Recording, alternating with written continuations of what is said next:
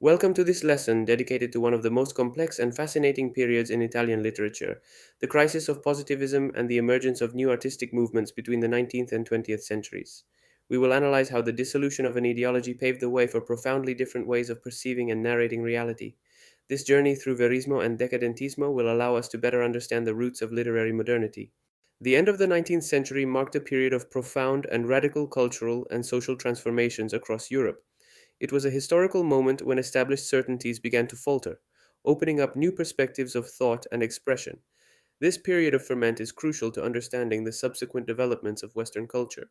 A distinctive feature of this period is the progressive crisis of positivism, the dominant ideology for much of the 19th century. Its promises of indefinite progress and a complete understanding of the world through science began to show the first cracks. Scientific optimism gave way to new forms of anxiety. The pillars of positivism rested firmly on an unconditional faith in science, considered the only valid tool for investigating and explaining every aspect of reality.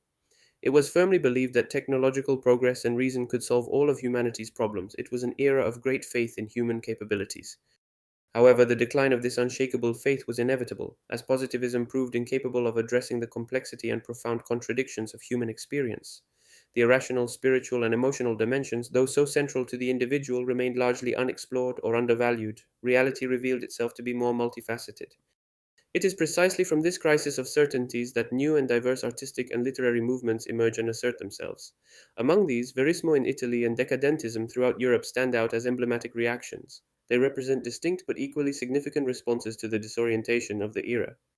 Verismo emerged in Italy as an original and specific response to the crisis of positivism, critically reinterpreting some of its premises. While maintaining a focus on reality, it exposed its inequalities and injustices with a disenchanted gaze. It was a movement that reflected the country's specific social and cultural conditions. The central and most representative figure of Italian Verismo is undoubtedly Giovanni Verga, whose work defined the canons and modes of expression of this movement. Through his novels and short stories, Verga gave voice to an Italy often ignored by official literature. His writing has become a model. The primary goal of Verismo was to represent reality objectively, without filters or romantic idealizations. It sought to convey a faithful image of life as it manifested itself daily, with its struggles, joys, and sorrows. It was an art that aspired to truth.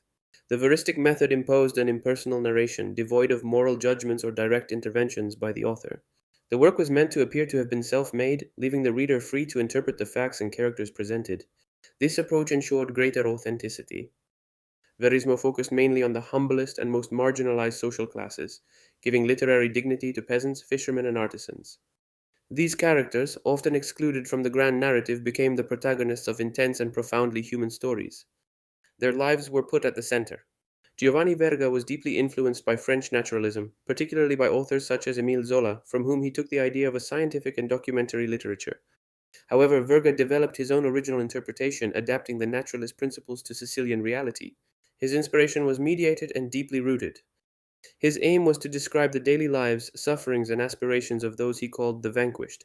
These are individuals who, despite their best efforts, succumb to life's adversities and the merciless laws of society. Their stories are a warning against the illusions of progress.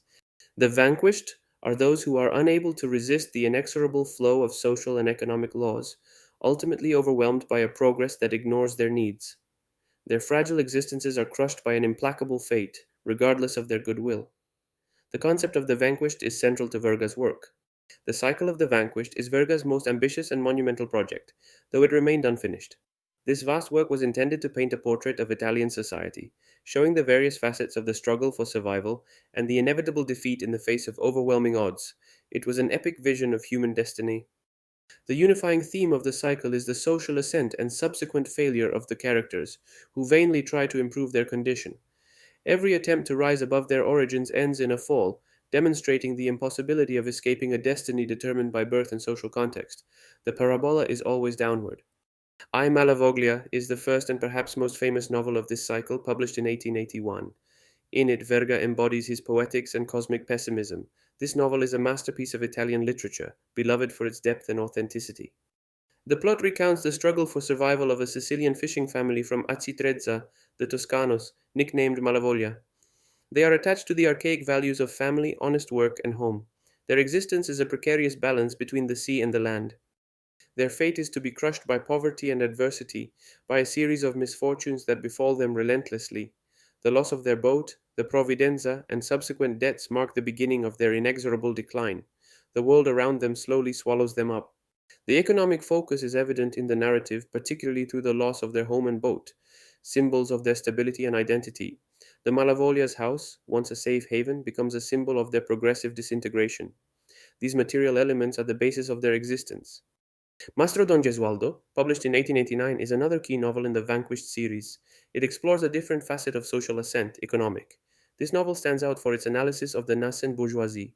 The plot follows the social rise of a bricklayer, Gesualdo Motta, who, through his tenacity and tireless work, manages to amass a considerable fortune. He embodies the self made man, but at a very high price. His story is a tale of success and failure. The means by which Gesualdo achieves his rise are hard work and the obsessive accumulation of wealth. Every brick, every deal, every field purchased contributes to building his empire, but also to increasingly isolating him from his loved ones. His life is dedicated solely to profit. His primary goal is to elevate his social status from that of a craftsman to that of a landowner, a don. This desire pushes him into a marriage of convenience and to sacrifice family ties. He aspires to be recognized in society. However, this obsession with possessions, this cult of possessions, as Verga calls it, leads to isolation and unhappiness. Wealth, rather than bringing him joy, distances him from those he loves and makes him a stranger in his own world. Possessions are a burden, not a liberation. The consequence of this cult of possessions is profound loneliness and bitter unhappiness. Gesualdo, surrounded by his possessions, finds himself alone at the moment of death, despised by his family who await only his inheritance. His material success is a human failure. Verga's message is clear: the pursuit of wealth and the illusion of material success are destined only to breed isolation and unhappiness. True wealth lies not in possessions, but in human values and solidarity. Mastro Don Gesualdo is a scathing critique of bourgeois society. Parallel to Verism, but with completely different aims and approaches, Decadentism developed, a movement that forcefully expressed the crisis of positivist values. It did not seek external reality, but immersed itself in interiority, in dreams and mystery. Decadentism was an aesthetic and spiritual reaction. Decadentism is characterized by the exaltation of subjectivity, the irrational, and beauty as supreme values. It abandons faith in scientific reason to explore the depths of the soul, unconscious impulses, and sensory suggestions. It is an art that celebrates the individual and the sublime. Gabriele D'Annunzio is undoubtedly the most emblematic and influential figure of Italian decadentism, a true archetype of the dandy artist. His life and work were a hymn to beauty and excess. D'Annunzio shaped the image of the poet aesthete. He perfectly embodies aestheticism, a school of thought that places beauty at the center of existence. For D'Annunzio, life itself should be a work of art, lived with intensity and aesthetic sensitivity. Nothing was more important than the pursuit of beauty. At the core of De Annuncio's aestheticism is an obsessive pursuit of beauty and sensory pleasure, manifested in every aspect of life. From sumptuous homes to romantic relationships, everything was filtered through an aesthetic lens. Refinement was a religion. This pursuit was not an end in itself, but had a very specific purpose: to make beauty the ultimate goal of existence.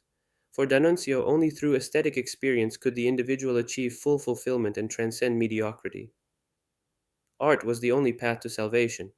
D'Annunzio's works are rich in symbolism and unparalleled stylistic refinement, characterized by exquisite language and musical tones.